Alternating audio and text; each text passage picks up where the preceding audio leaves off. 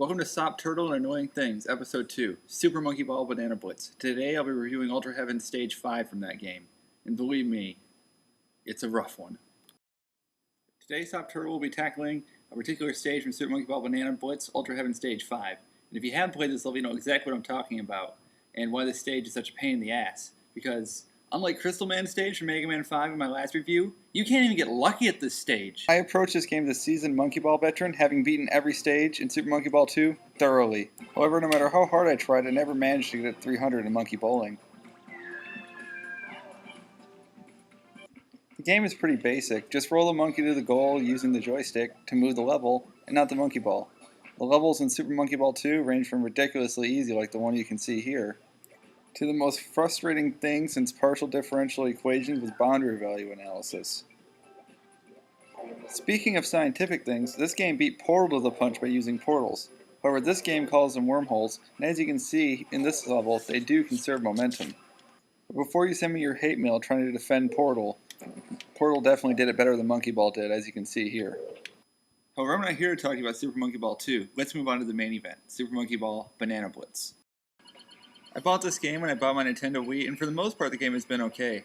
Well, except for the minigames. They need to be sealed in the Tomb of Chernobyl. They're fucking awful. However, if I had my way, I would find a way to remove these games from this dimension. But I can't do that because I'm not a scientist and know nothing about other universes or interdimensional travel. These guys know all about that, but they never show up to this universe. They'll show up to the universe with antibiotics, ones where like the lotto kills you, and all other sorts of freaky places, but they'll never show up here, the place with shitty mini-games, in order to fix this wrong like they do all the other wrongs they fix. Quinn Mallory, Professor Arturo, you let me down. Anyways, there are many key differences in this iteration of Monkey Ball from Super Monkey Ball 2. First of all, there's this god-awful music on the Wii start screen, just ugh. Take a listen.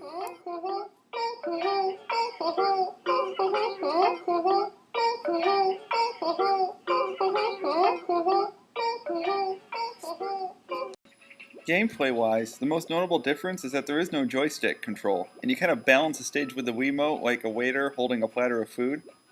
Another thing which many of the stages are designed around is the addition of the ability for your Monkey Ball to jump with a push of the A button. The weirdest and most out-of-place addition to this game was the boss battles, which really have no place in a Monkey Ball game. They have a health bar and everything, and just look at this boss. This game is supposedly rated E for everyone, but those breasts in those boss are just ridiculous. I mean, seriously. What the fuck? Well, there are enough words in the English language to explain that, so let's just move on to Ultra Heaven. There it is, Ultra Heaven, the toughest stage in any Monkey Ball game, and definitely the least fair. First thing you'll notice in this stage is that it has a lot of bumpy roads. This isn't really a problem so long as you don't jump, because the roads are all bumpy, and no road is ever actually like this, but I guess this is a game, and that shouldn't really matter. But this whole game requires you to jump everywhere, so it just becomes freaking impossible. Like this part right here. How the fuck are you supposed to do this? Look over here. I've actually gotten past it a few times, but I was going so slow I just ran out of time. Like, you can't make the jump, and look, you spend so much time lining it up, you just fall out anyways. I have tried this stage tons of times, and I've probably spent at least 20 hours on this stage alone. Just what does this mean to you, the viewer? 1. Reviewer has no life. 2. You shouldn't waste your time trying to beat it. 3. You're either extremely super duper lucky or a cheater. I don't care which one, as long as you're able to beat this stage. I was glad Summer out there was finally able to beat it. And I know there's other YouTube videos of people beating it, but I've never been able to replicate those results. But regardless of whatever happens, if you do attempt this stage, just be prepared to see this.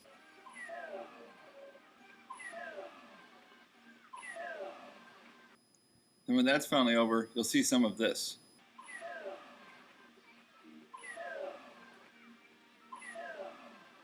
Then when you're finally done with that,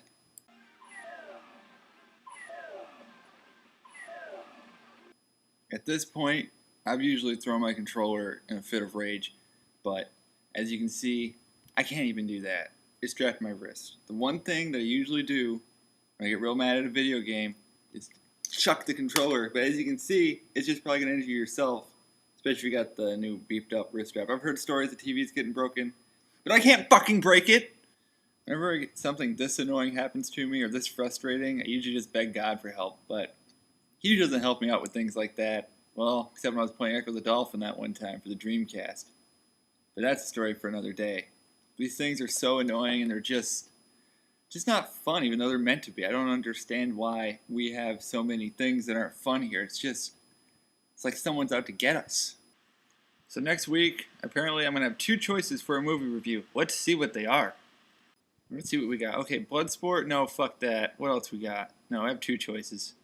Okay, we're going back to Bloodsport. We're going back to Bloodsport. Bloodsport, please.